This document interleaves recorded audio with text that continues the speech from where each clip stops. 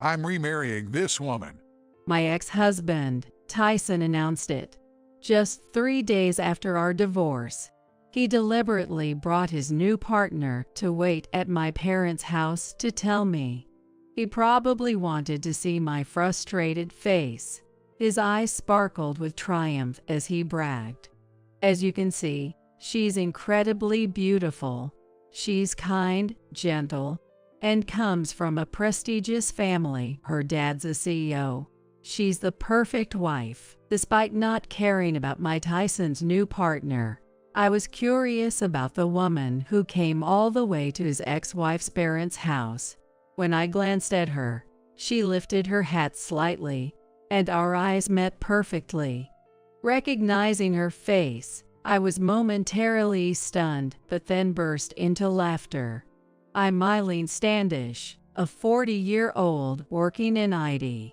My husband, Tyson, is also my age. Tyson and I have been inseparable since high school. We were in the same class in our senior year.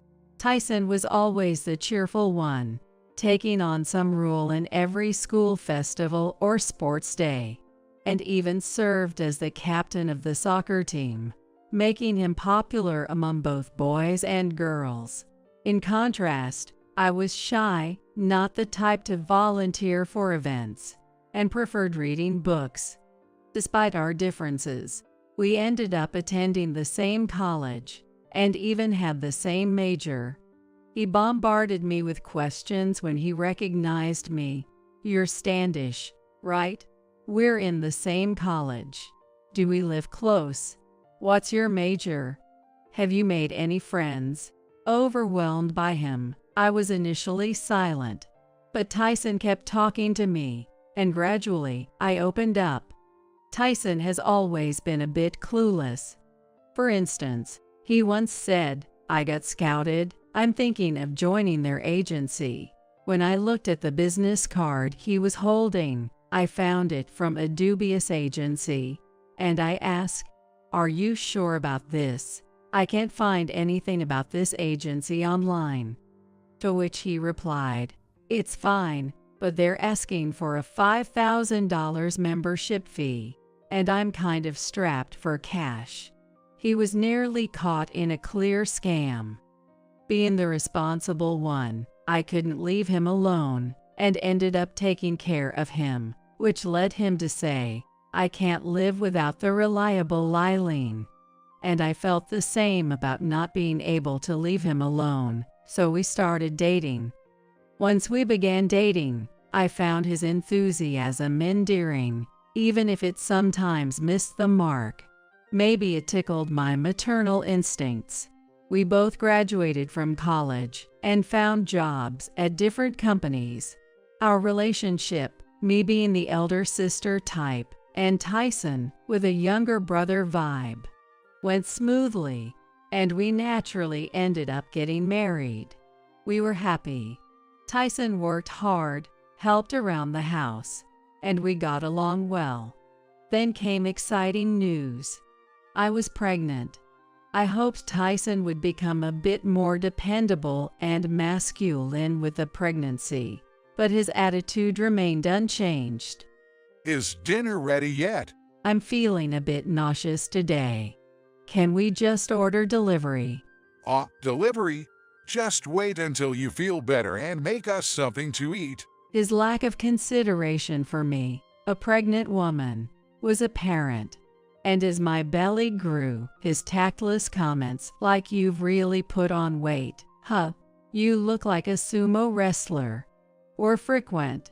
Despite my irritation, I focused on not stressing for our child's sake, taking breaks at my parents' house when needed. After overcoming the pregnancy, I gave birth to a girl, whom we named Tessa. The first year of parenting was filled with challenges and unknowns, but spending time with Tessa and Tyson was blissful. A year after Tessa was born, I returned to work. Initially, I worked full-time, but balancing work and parenting was harder than I expected, both physically and mentally. Eventually, after discussing it with Tyson and my colleagues, I switched to part-time. With my shift to part-time, Tyson's irresponsibility only worsened. Isn't the bath ready? You can at least prepare the bath yourself. What's the big deal? You're working reduced hours now, right? Got some free time on your hands? Or when I was preparing dinner and Tessa suddenly started crying, I'd say, "Hey, Tyson, I can't step away from the stove right now. Can you check on Tessa? Maybe change her diaper too." And he'd reply, "What? No way, I can't change diapers. It's gonna make my nose go crazy." The days of solo parenting were tough, but I had gotten used to it. And before I knew it, 8 years had passed. Tessa was now 8 years old and didn't need as much attention, so I was looking forward to focusing more on my work. Just when I thought we were getting to a good place, Tyson suddenly said, "I'm quitting my job." What? Just when Tessa has been growing up and we're about to get our lives back on track. You're doing what now? I want to aim higher. I can't stand the thought of being an ordinary office worker forever, he said. Tyson sometimes behaves so bizarre that it shocks those around us, and I've taken to calling these instances his episodes. Was his sudden decision to quit his job just another one of his usual odd episodes? I watched and waited, thinking it would pass, but his desire to change jobs didn't fade. Finally, without consulting me, he announced, "I found a new job, so I quit my old one. I start in 2 days." I was ready to intervene if it sounded like another sketchy venture, but the company seemed legitimate upon investigation, so I was relieved. However, after joining a new company, his episodes have escalated even further. The CEO of this company is in his 30s, young and ambitious. "I'll take his place someday, or I'm gonna be a CEO. You should respect me." Tessa and I were dumbfounded by his behavior. It would have been tolerable if it stopped there, but his comments and attitude towards me became increasingly worse. You know, you've really aged. The young ones at the office are all so cute and fresh. Excuse me? You're getting older too, you know. Everyone ages. It's natural. Yeah, but you could at least try to keep up appearances. Look at this woman, for example. She has 2 kids, and yet look at her beauty. He was showing me pictures of a popular Instagrammer. Comparing me to her was just ridiculous. Plus, I believe I've kept myself fairly well, considering I'm a 40-year-old who has given birth and taken care of everything at home. And here he is, chasing after younger, cuter girls. It was infuriating. As time went on, Tyson began working late more frequently, rarely coming home on time. "You've been coming home late a lot lately." Really? It's, the usual time. No, it was definitely later. And for some reason, it was always after 10 p.m. on Tuesdays and Fridays. Why is it always late on Tuesdays and Fridays? He'd suddenly start talking fast. "It's, the project. There are meetings for the project only on Tuesdays and Fridays." "What? You don't believe me?" He seemed quite flustered. "Okay, got it," I replied, and he looked visibly relieved. Suspicious. It's always been this way since we were dating. Whenever he lied or felt guilty about something, he'd talk fast and get angry. His behavior was a dead giveaway. With that in mind, I took action. While he was in the shower, I checked his smartphone. I had a hunch about his password. He'd mentioned before that he uses 4,649 for everything. It seems to have a special meaning for Tyson. Typically Tyson.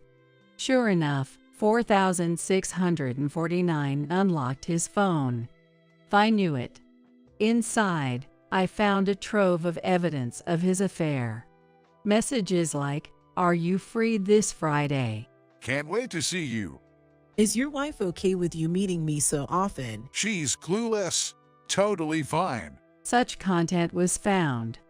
Additionally, the camera folder was filled with numerous affectionate photos of the two of them. The person appeared to be a colleague at the company. Trembling with anger, I transferred all the evidence to my phone. Armed with ample proof, I finally confronted Tyson and demanded a divorce. At first, he was quite shaken and kept denying it, but when I showed him the evidence, Tyson turned pale and couldn't find a way out. I'm sorry. Please, let's not get a divorce. You became cold and cheated because you wanted a divorce, didn't you? No, it's not like that. It was just a moment of weakness. I don't want to lose you or Tessa. Please. I was filled with anger and couldn't forgive Tyson for betraying me, but thinking of Tessa, who was then 8 years old, I couldn't bring myself to go through with the divorce. In the end, I demanded $7,000 as compensation from the other woman, to be paid in full, and for all contact with her to cease as conditions for not divorcing. The woman paid without delay, perhaps feeling awkward about having an affair while still working at the same company. Tyson apparently resigned voluntarily. Tyson seemed genuinely remorseful for about 6 months, but a year later, he was back to berating me as before. Despite being cheated on and constantly berated, I couldn't forgive him, and my feelings for him completely cooled. Yet, we didn't divorce because of Tessa. Tyson seemed to genuinely care for her. He always refused whenever I brought up divorce. But a week ago, Tyson brought it up himself. I want a divorce. What? I've made up my mind. Let's get a divorce.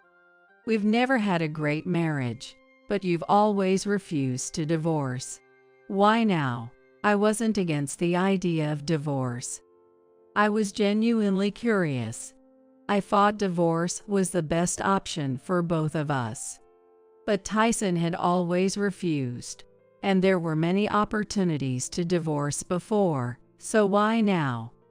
It's your fault. Ever since I cheated, your attitude has changed. You never forgave me, no matter how many years passed. That's why I'm fed up. Tyson blamed me for the divorce. It's true I hadn't been able to forgive him since that day. But it wasn't just the affair that I couldn't forgive. I still can't forgive the cheating. But it's not just that. You continued to berate me afterward. Right. That's what I was angry about. No, when I say harsh things to you, it's for your own good. You're a woman. You should take care of the housework properly and maintain your beauty. You were neglecting your efforts, so I was just pointing it out. That's why we're getting a divorce. It's not my fault. From this statement, I was sure Tyson never thought he was in the wrong. I hate that kind of because you're a woman reasoning. I told him multiple times that he was also to blame, but he wouldn't listen. Finally, he insisted, "It's not my fault." Got it. So no alimony or property division. Remember that. So that's how it is. Tyson wanted to have the upper hand in the divorce, insistent that I was to blame. Something was off about him suggesting such a thing. I immediately suspected another affair. Tyson was predictable. Just like before, he started talking fast and getting irritated. If I were still interested in him, I might have pushed to find out why he suddenly wanted a divorce. But I no longer had any interest in going that far. Okay, I understand. Let's divorce. As you said, no need for alimony or property division. but I won't give up custody of Tessa. All right, that's fine. I was utterly disappointed that he so easily agreed, despite always saying how important Tessa was. We proceeded with the divorce, and it was finalized smoothly. I took Tessa and moved back with my parents. Tessa didn't oppose the divorce and wanted to come with me, saying, "Dad's hardly ever home, and he's mean to you, Mom. It's okay if we're apart. I just want you to be happy." I was planning to start a new life with Tessa and parents, but just 3 days after the divorce, something happened to dampen the spirit. Coming home from work, I saw Tyson and a woman with long black hair in front of the house. The woman was wearing a deep hat, making it hard to see her face. I have a bad feeling. I wanted to ignore them, but since they were in front of my parents' house, I couldn't just leave it be. As I approached, Tyson came towards me with a smug look on his face. "What do you want?" I asked Tyson cautiously. I've remarried this woman. He reported, his eyes sparkling with triumph. Remarried just 3 days after our divorce. His marriage must have overlapped with ours. And to come all the way here just to boast about it. What kind of nerve does he have? Thinking his strange episodes had begun again made me feel disgusted. I tried to show my disgust openly, but Tyson, caught up in his own story, seemed oblivious to my reaction and started babbling about his new wife without anyone asking. As you can see, she's incredibly beautiful, kind, gentle, and her father is a CEO, making her a real catch with a prestigious background. She's the perfect wife.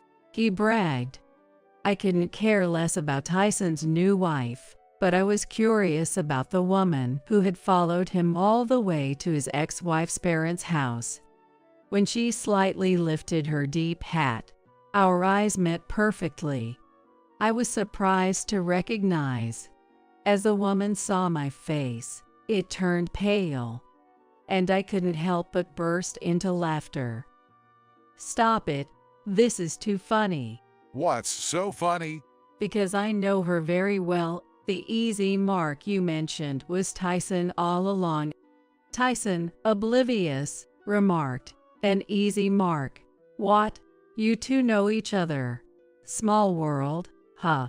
However, the woman, upon seeing me, tried to escape.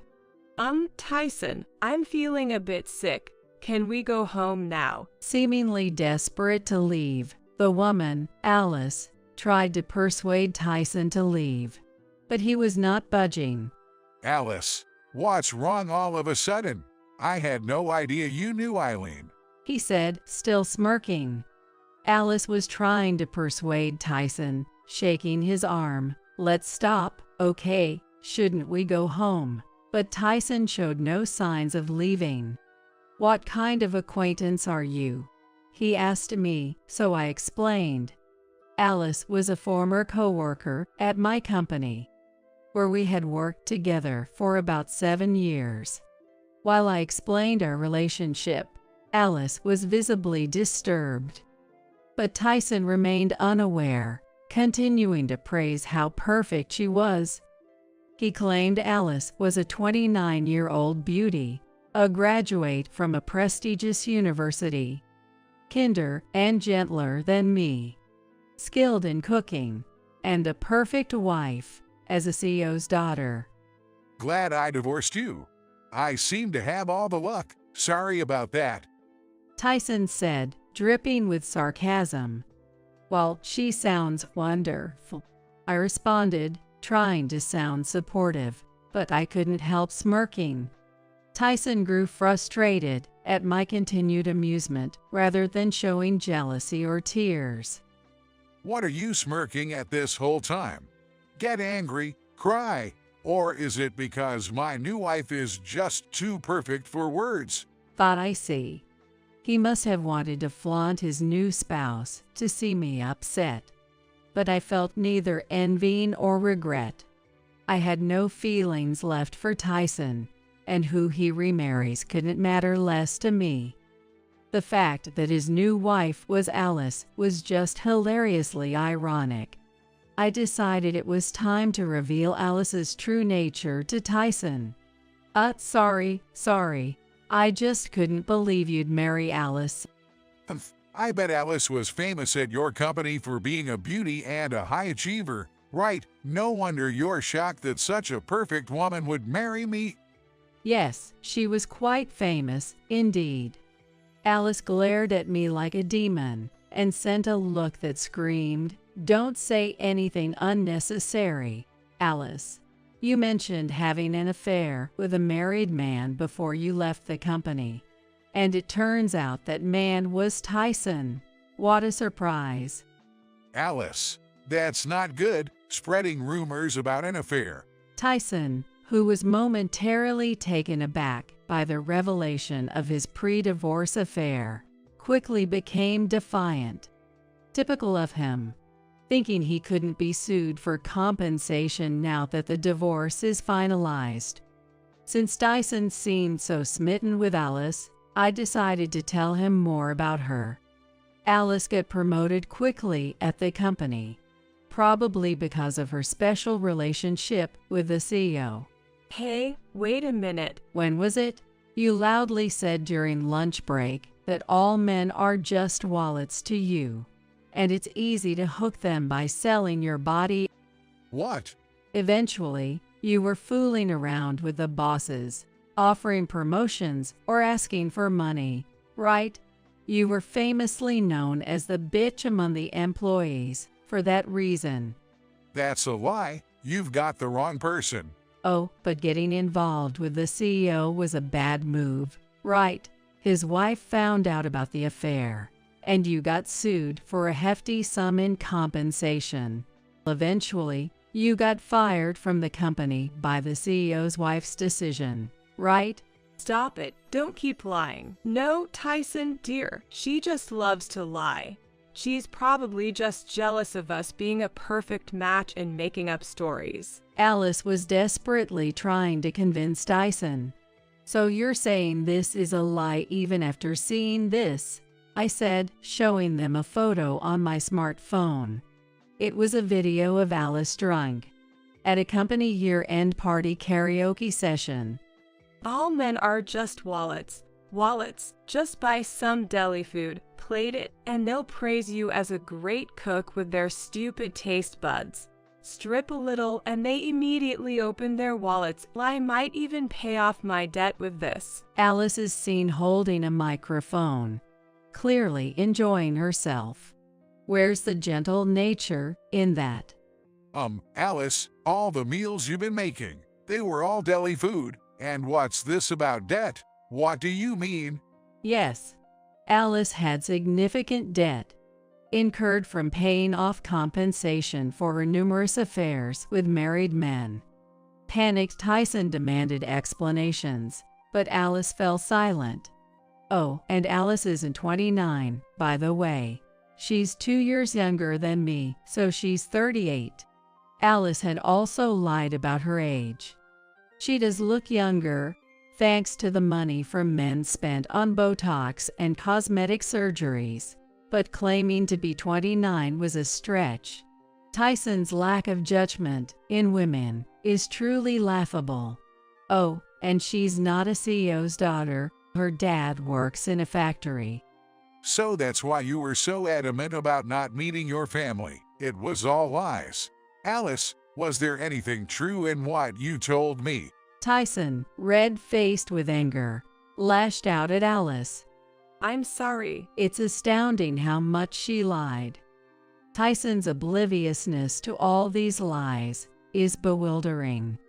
That's just like him, judging solely by appearances without considering the substance. He's that kind of person. Realizing that the perfect Alice was built on lies shocked him. Moreover, Alice and Tyson met half a year ago, with Alice bragging about finding an easy mark despite being married. They met at a social dining bar. And Tyson, despite being married, frequented such places. Alice targeted Tyson after he boasted about working at a major company with a good salary. Hearing this, Alice targeted Tyson, thinking he was an easy mark. Despite seeing the ring on his left ring finger and knowing he was married, she probably thought Tyson's money could pay off her debts. Before we knew it, Tyson started saying he wanted to divorce his wife and remarry Alice, thinking he wouldn't have to pay alimony if they divorced soon, and that his income would be enough for both of them to live on. That's probably why he decided to marry her. Tyson must have also decided to leave Tessa, whom he supposedly cherished, thinking he could remarry young Alice and have more children together. Watching Alice apologize with contempt, Tyson exclaimed, "No matter how much I think about it, it's impossible. After being lied to so much, it's just impossible. Who is he to talk to?" Alice wasn't the only one lying. "Tyson, you don't actually work at a major corporation, do you? Claiming you earn a good salary. That's rich coming from you. You earn less than I do." That's Tyson couldn't hide his dismay. Knowing Tyson's lie, Alice was furious. What? I married you thinking you were rich. What a terrible draw. She confronted Tyson with a forceful voice and pushed him. ouch. Tyson was stunned and shaken by the transformed Alice. Tyson loved Alice, thinking she was young, beautiful, good at cooking, and a CEO's daughter. Alice loved Tyson, thinking he was wealthy. All their lies were exposed, and their relationship seemed to have collapsed. Thinking I was married to such a terrible man made me loathe myself, but at the same time, I was glad I divorced him. The two liars were perfect for each other. I told them I would be filing for compensation and went inside, only for Tyson to foolishly claim, "We're already divorced, so you can't claim alimony." I don't even want to explain, but you can claim compensation within 3 years of acknowledging the infidelity during the marriage. You might want to look that up yourself. And if you hadn't come to tell me all this, I might never have realized you were unfaithful. Thanks for so kindly informing me. Hearing this, their faces turned bright red. We'll discuss further matters through my lawyer. I finally managed to go inside. Later, they were taken to the station by the police after neighbors complained about their loud argument in front of the house. Thanks to my lawyer, I managed to receive compensation from them. The cash-strapped couple had to borrow money to pay me in a lump sum. Knowing I could finally cut ties with such despicable people filled me with joy. Later heard from a coworker that Tyson had filed for divorce from Alice, incurring more debt for the divorce mediation fees. Now, Tyson and Alice were both deep in debt, embroiled in a messy legal battle. As for me, I vowed to find happiness for the sake of Tessa